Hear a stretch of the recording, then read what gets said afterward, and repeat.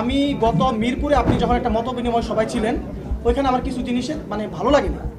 নতুন সরকার গঠনের ৩ মাস পর আন্দোলনের নেতৃত্ব দেয়া বৈষম্য বিরোধী ছাত্র আন্দোলন ও অন্তর্বর্তীকালীন সরকারের মধ্যে এক ধরনের বিরোধপূর্ণ সম্পর্ক দেখা যাচ্ছে। বিশেষ করে সরকারের উপদেষ্টা পরিষদে নতুন সদস্য যুক্ত হওয়ার ঘটনায় প্রকাশ্যে রূপ নিয়েছে এই বিরোধ। সম্প্রতি বিক্ষোভ কর্মসূচির পাশাপাশি বৈষম্য বিরোধী ছাত্র আন্দোলনের অনেককে ফেসবুকে প্রোফাইল ছবি লাল করেও প্রতিবাদ জানাতে দেখা গেছে। যে শিক্ষার্থীদের সমর্থন নিয়ে অন্তর্বর্তীকালীন সরকার গঠন হলো, তারাই কেন প্রতিবাদ করছে?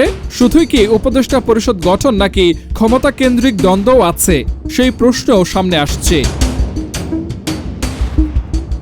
বৈষম্য বিরোধী ছাত্র আন্দোলনের সংগঠকরা বলেছেন, উপদেষ্টা নিয়োগ সহ অন্তর্বর্তীকালীন সরকারের বেশ কিছু কার্যক্রম নিয়ে তাদের কাছেও প্রশ্ন রয়েছে।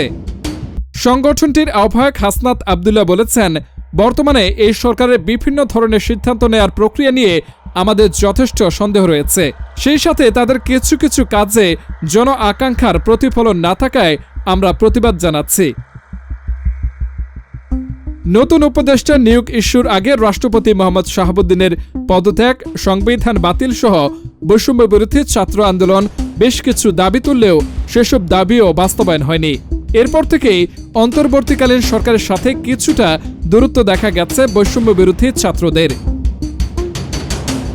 অন্তর্বর্তীকালীন সরকারের উপদেষ্টা ও সরকারে থাকা বৈষম্য বিরোধী ছাত্রদের প্রতিনিধি আসিফ মাহমুদ অবশ্য এই বিরোধের কথা অস্বীকার করেননি।